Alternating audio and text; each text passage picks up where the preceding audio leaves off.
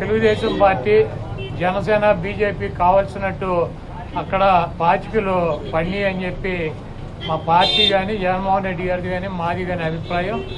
అదేవిధంగా రేపు రాబోయే రోజుల్లో ఈ 6 నెలలు కూడా కొంత టైం ఇచ్చి చూద్దాము. ఆ తర్వాత చంద్రబాబు నాయుడు చెప్పినటువంటి దొంగ హామీలని ఎట్టి పరిస్థితుల్లోనూ నెరవేర్చలేడు. ఎందుకంటే ఇవాళ చూసాం సూపర్ 6 అని పెట్టాడు. ఆ సూపర్ 6లో 18 సంవత్సరాలు దాటినటువంటి ప్రతి మహిళకి 1500 పెన్షన్ ఇస్తా అన్నాడు. రేపు 1వ తారీఖు ఇస్తున్నాడా? దాని గురించి మాట్లాడట్లా. 3 గ్యాస్ సిలిండర్లు ఇస్తా అని చెప్పాడు. దాని గురించి మాట్లాడట్లా. బస్సుల గురించి మాట్లాడట్లా. అదేవిధంగా బీసీ కానీ ఎస్సీ కానీ ఎస్టీ కానీ వర్గాలకి 50 సంవత్సరాలు దాటిన వాళ్ళకి పెన్షన్ ఇస్తానని చెప్పాడు సూపర్ 6లో. దాని గురించి మాట్లాడట్లా. అది ఎప్పుడు ఇస్తాడో చెప్పట్లా.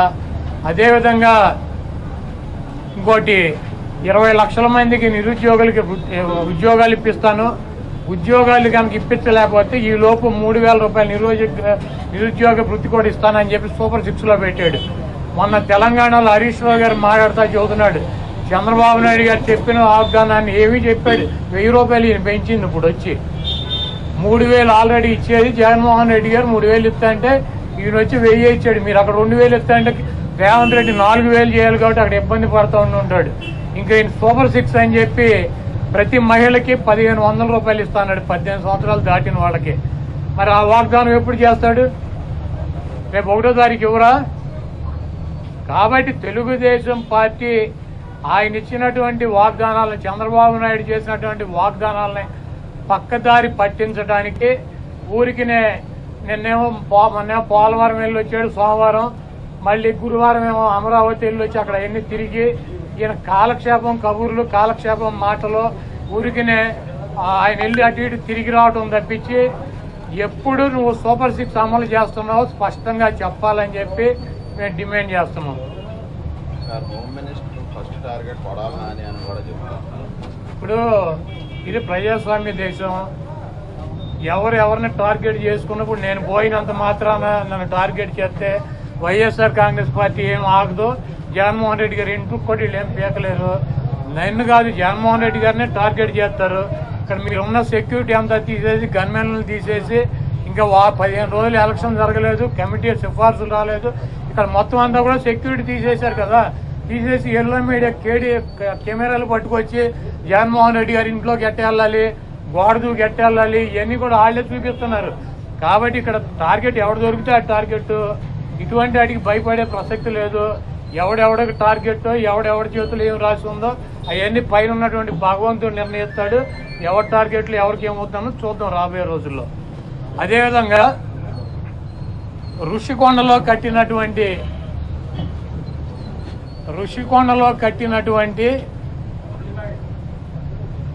పర్యాటక కేంద్రంలో కట్టినటువంటి భవనాలనే ఈ సిగ్గు ఎగ్గు లేనటువంటి తెలుగుదేశం పార్టీ, ఈ సిగ్గు ఎగ్గు లేనటువంటి ఎల్లో మీడియా అది జగన్మోహన్ రెడ్డి గారి నివాసం అని చెప్పి చూపిస్తున్నారు 3 రోజుల నుంచి.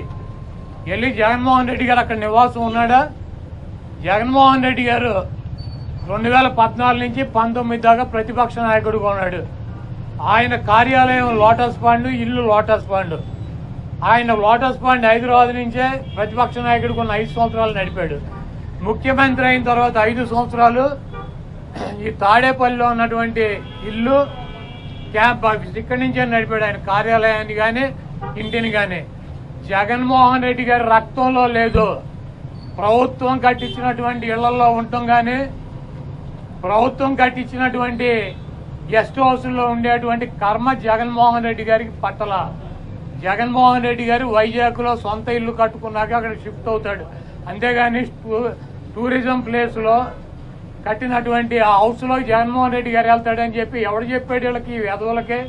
అది జగన్మోహన్ రెడ్డి గారి కోసం కట్టించుకున్నటువంటి ఇల్లు అని చెప్పి రకరకాలైనటువంటి కథనాలు రాస్తున్నారు.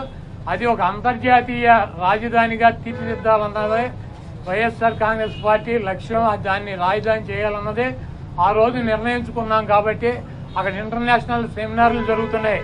అనేక మంది ఇంటర్నేషనల్ సంబంధించినటువంటి దేశ విదేశాల నుంచి అనేక మంది పారిశ్రామికవేత్తలు వస్తున్నారు. కనీసం వాళ్ళకి సౌకర్యం ఉండటానికి అవకాశం లేనటువంటి పరిస్థితి ఉంది. కాబట్టి ఉత్తరాంధ్రలో ఉద్దానంలో దాదాపు 700 కోట్ల రూపాయలు పెట్టి హాస్పిటల్ కట్టించారు కిడ్నీ పేషెంట్ల కోసం అని చెప్పి. అదేవిధంగా విజయనగరం కావచ్చు లేదా పార్వతీపురం కావచ్చు, ఉత్తరాంధ్రలోనే 650 కోట్ల రూపాయలు పెట్టి ఒక్కొక్క మెడికల్ కాలేజీ కట్టించారు. అదేవిధంగా టూరిజం ప్లేసులు అంతర్జాతీయ సంస్థలు కానీ వ్యక్తులు కానీ వచ్చినప్పుడు అక్కడ ఒక విధి ఉండాలని చెప్పి ఒక మంచి భవనాన్ని నిర్మిస్తే 7 బిల్డింగ్లు అయ్యి, ఒక బిల్డింగ్ కాదు 7 బిల్డింగుల్లో జగన్మోహన్ రెడ్డి గారు ఉండరు. 7 బిల్డింగులు కట్టారు. ఆ 7 బిల్డింగుల్లో 7 బ్లాకుల్ని చూపించేది జగన్మోహన్ రెడ్డి గారు 450 కోట్ల రూపాయలు పెట్టి ఇల్లు కట్టుకున్నారని చెప్పి ఈ దుర్మార్గమైనటువంటి ప్రచారం చేస్తున్నారు. ఇవన్నీ కూడా ప్రజలు గమనిస్తారు. చంద్రబాబు నాయుడుకి ఇచ్చినటువంటి వాగ్దానాలు నెరవేర్చలేక నీకు సూపర్ 6 లో పెట్టినటువంటి వాగ్దానం 1500 రూపాయలు ఇస్తానని చెప్పావా, చెప్పలేదా? 18 సంవత్సరాలు దాటిన వాళ్ళకి రేపు 1వ తారీఖు నీకు దమ్ముంటే 20 లక్షల మంది నిరుద్యోగులకు 3000 ఇస్తానని చెప్పావా లేదా? దాని గురించి చెప్పండి.